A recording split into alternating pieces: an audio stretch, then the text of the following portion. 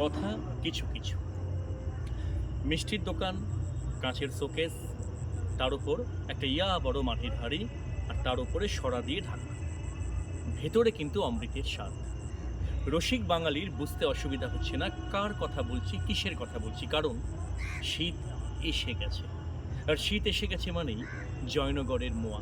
আগে হ্যাঁ, জয়নগরের মোয়া ভালোবাসে না এমন বাঙালি খুঁজে পাওয়া দুষ্কর। এই জয়নগরে মোয়ার ইতিহাসটা কিন্তু ভারী অদ্ভুত। মোয়ার জন্ম কিন্তু হয়েছিল বহরু বলে একটি গ্রাম। আগে হ্যাঁ, রায়মঙ্গল কাব্যে পাওয়া যায় বড়ু ক্ষেত্রের কথা। সেই বড়ু ক্ষেত্রই হচ্ছে আজকের বহরু স্টেশন।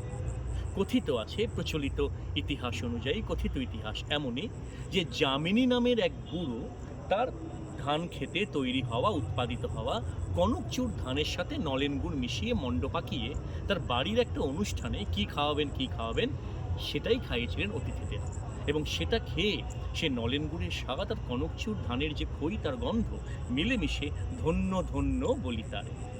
তারপরে দুই বন্ধু, পূর্ণচন্দ্র ঘোষ ওরফে পূর্ণবাবু আর নিত্যগোপাল সরকার ওরফে বুচকিবাবু, এই পূর্ণ আর বুচকি এই দুই বন্ধু মিলে জয়নগরের মজিলপুর স্টেশনে সাপ্তাহিক বাজারে এই মোয়া বিক্রি করা শুরু করে। হ্যাঁ, অবশ্যই তারা একটু আপগ্রেড করেছিল মোয়াটার ভার্সন। শুধু নলেন গুড় আর কনকচুর ধান নয়, তার সাথে কিছু ঘি, খোয়া ক্ষীর, মন্ডা, পেস্তা, এলাচ মিশিয়ে তারা তৈরি করলো সেই অসাধারণ অমৃত অমৃত স্বাদ জয়নগরের মোয়া। 1929 সালে মজিলপুর স্টেশনের কাছেই শ্রীকৃষ্ণ মিষ্টান্ন ভাণ্ডার তৈরি করলেন তারা, যা আজও বহাল তবিয়তে বর্তমান, যা বুচকিবাবুর দোকান বলে বিখ্যাত।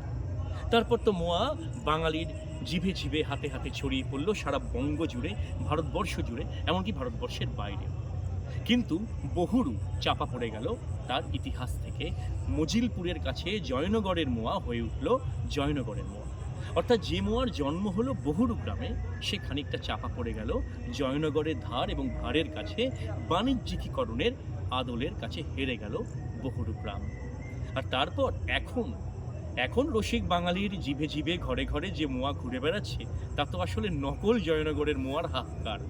সুন্দর রঙিন বাক্স, তুললেই ভিতরে লাল কিংবা হলুদ সেলোফিন পেপার, আর তার ভেতরে 6টা বা 12টা নিরীহ মোয়া সাজানো আছে সুন্দরভাবে। আসলে কোনোটারই স্বাদ সেই জয়নগরের মোয়ার মতো নয়। কারণ জয়নগরের মোয়া ঠিকঠাক বানাতে হলে বাঙালিকে ট্যাকের কড়ি খসাতে হবে। সাধারণ মানুষ আমরা সবাই, আর তাছাড়া অত জয়নগরের মোয়া পাবই বা কোথায়? তাই জয়নগরের মোয়া নামে বিভিন্ন স্থানের লোকাল মোয়া বাঙালির ঘরে ঘরে, বাঙালির জিভে জিভে ঘুরে বেড়াচ্ছে জয়নগরের মোয়া নাম নিয়ে। তবে যাই হোক, রসিক বাঙালির নাক পুরনো দিনের মানুষ কিন্তু এখনও খেতে গেলেই নাকে উপলব্ধি করে জয়নগরের গন্ধ ঠিক পাচ্ছি না। আরে ধুর মশাই, ছাড়ুন তো।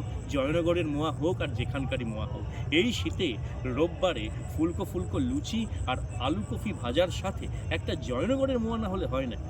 সুতরাং ওইসব বিতর্ক ছাড়ুন। জয়নগরের মোয়ার ইতিহাস মনে রাখলে ভালো, না মনে রাখলে আরও ভালো, কারণ জয়নগরের মোয়াকে মনে রাখতেই হবে।